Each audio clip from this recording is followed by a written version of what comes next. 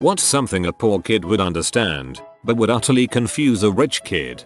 Every time you get a little bit ahead, an extra $100 or so, and being able to relax and breathe a bit. The next day something goes catastrophically wrong with the car, or an appliance, or an unexpected late charge on something you forgot about. It never ends. One step forward, two steps back.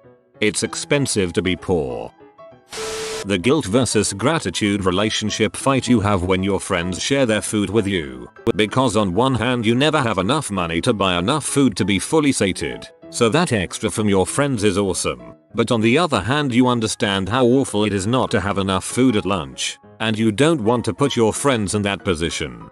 The other hand you understand how awful it is not to have enough food at lunch, and you don't want to put your friends in that position. Becoming wealthier as an adult now, nothing felt better than paying back a kid who used to give me PBJ sandwiches. Those were everything at the time and he didn't mind, but I was guilt-ridden.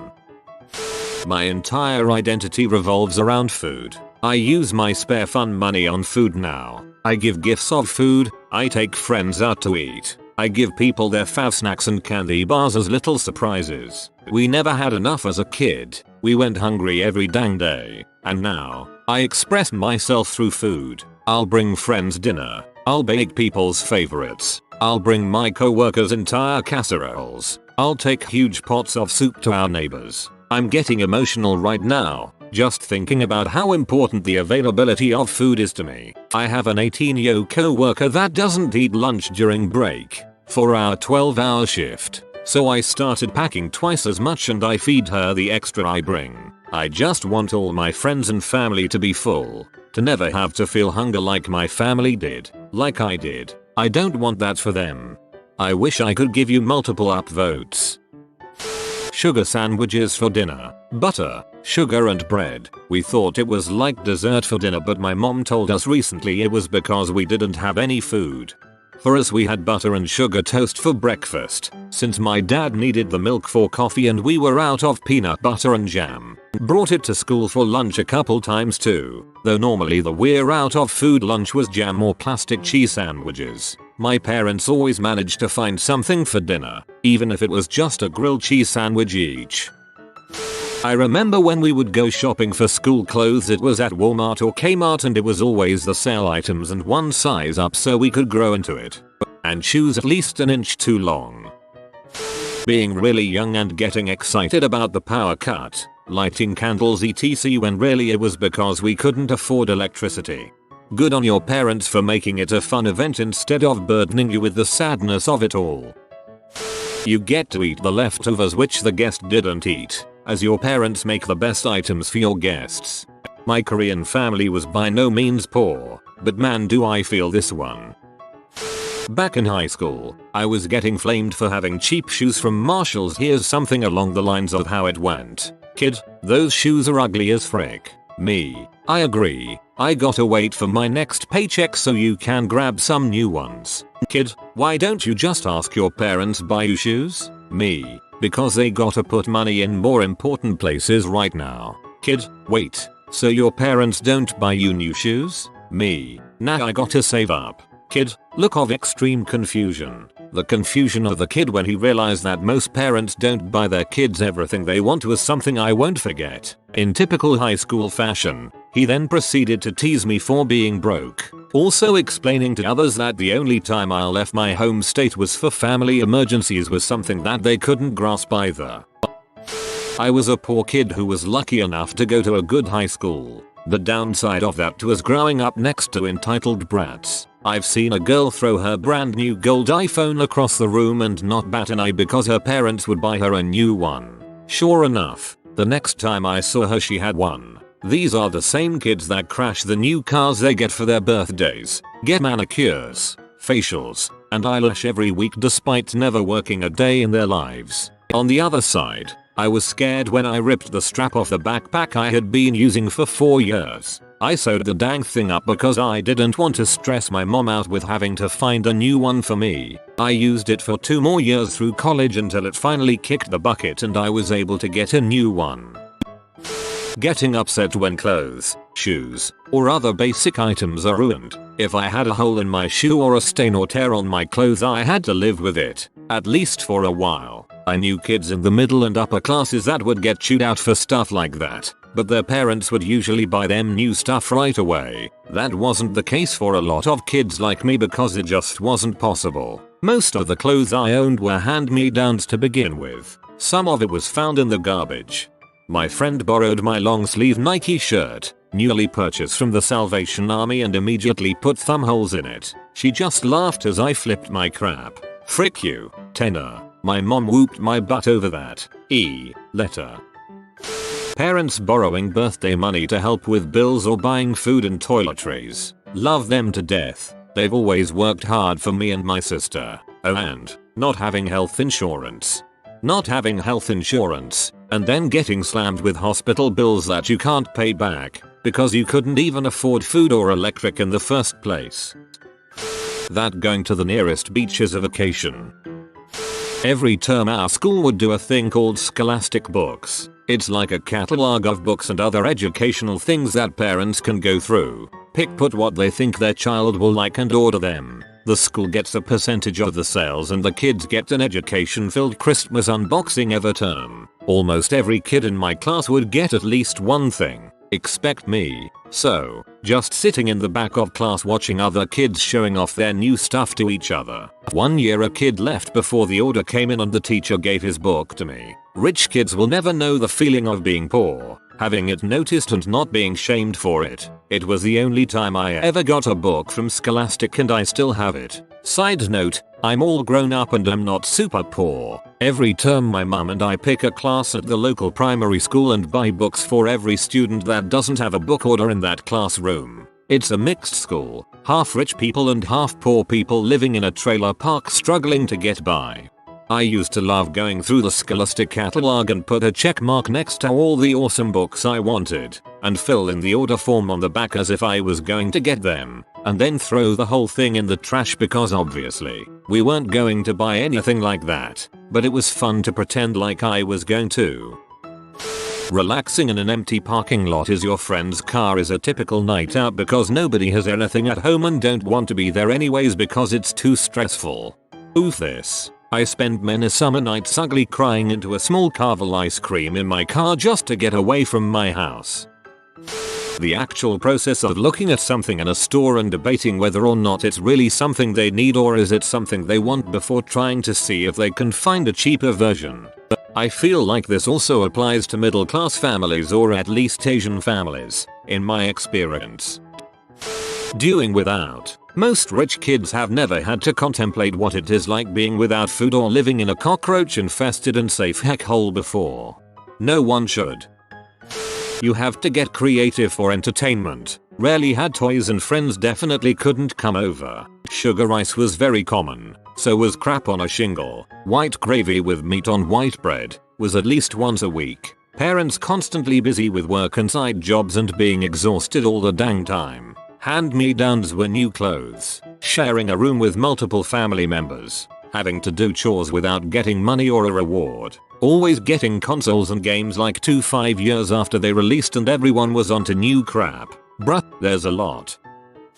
Going to the mall with friends, not buying anything, not trying anything on in case you damage it, not buying any food or snacks, and making excuses why you can't go see the movie with everyone else. Saying you left your phone at home so they don't see the old flip phone or first gen smartphone you've been passed down. Leaving quickly without saying goodbye to anyone, so they don't see your mom pull up in the ancient station wagon your family's had for the last decade. What it is like to eat spaghetti for over a year and a half straight. Other than my birthday, that is exactly what I've done and am doing. I hate it. I hate it so much. I hate IT. I hate IT. I hate IT. Sorry I had to have a moment. Stressed myself out. I'm no expert at being broke but you should probably get some rice or something. They call it intermittent fasting by not eating breakfast but that's pretty standard to me how I grew up. Not eating breakfast, lunch, dinner because there was no food. Being able to save change means that times are decent. Also finding your piggy bank empty because your parents were short on bill money. According to some other people I know, it's a lack of cleanliness. Don't know if that's the right word for it. An ex-neighbor of mine, older lady, requested me specifically to help clean her property and pack her stuff when she was moving. Apparently she asked for me because she knew I'd understand, in regards to the state of her house and the yard. I mean, she was right. My family also had a bit of a white trash redneck kind of property, with all the trappings, but it didn't dawn on me that other people also did it. I wouldn't expect anyone who isn't from the country or didn't live on a street in the woods with no streetlights to understand the nuances of the way a redneck yard and house looks and operates. Yes, we have a bug problem and at least 2 defunct broken cars sitting in the grass, but I promise we're not crazy stereotypes. It's safe, I assure you. That the next excursion with the school is not too expensive to be able to go and have fun with your friends. I remember I was acting like PFFF that for kids I don't go to that, but I wanted to go but I couldn't.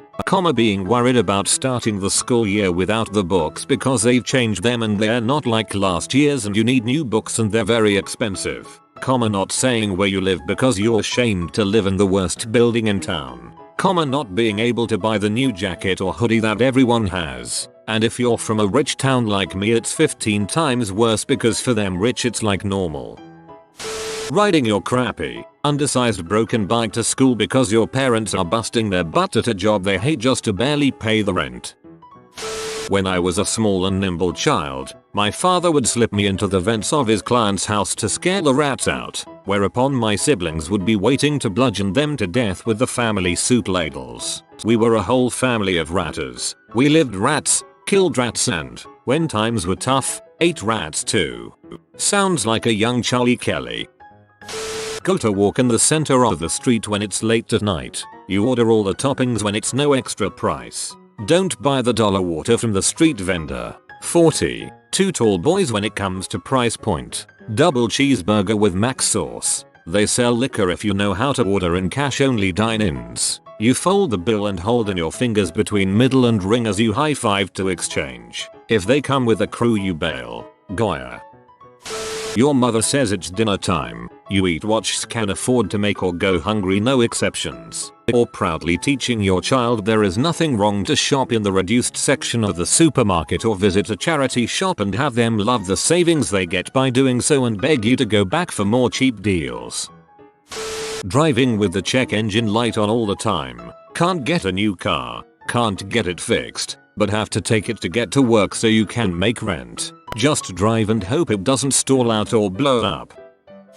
Using your clothing as first aid items such as a sweatshirt being a splint wrapping. Also eating the common leftover food items. You can't be that much of a picky eater if there are leftovers. Camping was a vacation. No, I've never been to Disney. No, I've never been outside the US. Yes, even Canada. Thrift shopping, school clothes was back to school shopping, and dollar store for supplies. Will the electric bill get paid this month or will there be groceries? Nobody knows. Expiration dates are more like suggestions than fact. They have to set them earlier than they actually expect the food to expire so as to avoid complaint. Had a roommate throw out all of my and our other roommate's food because it was a week before the expiration date. She honestly didn't understand why we were livid. She thought she was helping. Saving trash. Rich people don't bother with food scraps or the boxes things came in, because why would you store trash in your fridge closet instead of getting rid of it now? So a little off tangent here, but one thing I don't think people understand is that being poor in an urban area sucks. But I'd argue in many ways, being poor in a rural area sucks even more. In my adult life, escaped from the poor forgotten town I grew up in, I've met a lot of other people who grew up poor also, and the ones from larger areas the story is like, oh thank God we had things like the local Y or whatever after school tutoring program for poor kids or teach music and the ghetto type stuff, and it's like, crap, we didn't have any of that. You were just dirt poor and no one freaking knew your town even exists or gives a dang about it. So yeah, that's one thing I've heard from even other former poor kids. They'll ask things like what community programs did you go to or the like, and I have to explain, hey, we didn't even have that crap. We were just all poor out in the boonies with nothing around, and even our own state government pretended that part of the state doesn't exist. In the US in February you get better crap than Christmas when the income tax check hit. We'd get new shoes and have cable for a couple months. Even McDonald's. Haha, been so long I forgot about that crap. Why you get to eat but your parents' parent don't. Bologna and mustard for lunch every day. Beanie weenies. For those of you who don't know, you take beans and hot dogs and combine them. Beanie weens. Egg noodles and parmesan. Don't ever get ice in your fast food drinks. You get less soda and you don't need your drink to stay cold if you drink it fast since they keep it cold in the fountain dispenser. Group daycare. All of the poorer kids at my elementary school all went to the same group daycare when they were preschool. Kids with richer parents either had a stay-at-home parent or had their own personal babysitter. Cooking everything, including pizza, from scratch because restaurants and pre-made food are too expensive. On the rare occasion food was purchased from a restaurant. It was either because my father was out of town, or we were buying leftover cold chicken, not the freshly cooked hot chicken, from the local chicken shack. If you learn how to cook properly, home-cooked meals are usually much better than pre-made food anyway. Unfortunately, most poor people have to work so long and hard, they have no time left to cook properly or even learn how to do so. Genuine story. My son's friend who was about 10 at the time didn't know how to wind down his window in our car. He had always used electric windows. This scenario depends on when it happened. Most 10-year-olds today have never seen roll-down windows. Fruit juice, even the fake kind, is a luxury. Box mac and cheese with cut up hot dogs baked into it is a dang fine casserole. Salvation Army sells prom dresses that are in great shape. Duct tape on shoes isn't just a fashion statement, it's a necessity. Space heaters are for when your gas utility gets cut off, and all the windows are open because the electric got cut off and we need a light in the house. There are more, but I think that's pretty comprehensive. LOL. Navigating higher education when your parents didn't go to college. So much of your success in college is based on your ability to utilize on-campus resources and meeting with faculty and staff about opportunities and for assistance. That all wasn't totally obvious to me, and I feel like it really inhibited my success in school. I remember having to turn down an offer for an internship in DC because it was unpaid and I didn't know there was an office at school that would help find funding to live there. Getting the financial aid office and the financial service office confused on a regular basis and feeling super stupid because of it is also a fond memory. Doing all your own work on your house and learning how to do all this work on your own. Bathroom leak, dad learns how to do basic plumbing. Need to do some basic wiring, dad learns basic electrical. Need to add a new addition to the house, dad learns basic carpentry. Need the roof reshingled, dad learns how to reshingle a roof. Broken window, dad learns how to install new glass or replace an entire window. By the time I was 12, I was learning how to do carpentry, mechanics, wiring, plumbing, construction, landscaping, metalwork, welding, building, renovations and repairing. I learned how to drive a truck at 13, tractor at 14 and heavy equipment at 16. By the time I was 20, I could fix and maintain anything in my own house. By the time I was 30, I could literally build an entire house and everything that goes with it on my own. I wasn't the best, the fastest or the most efficient, but I could do just about anything with my own hands. I grew up in a remote native community where we had no easy access to construction workers, plumbers, electricians or mechanics. We had to learn how to do all these things on our own. It's amazing what you can learn to do when are forced to. If you are new to the channel, you can subscribe. I publish new videos every day. Until then, check another video.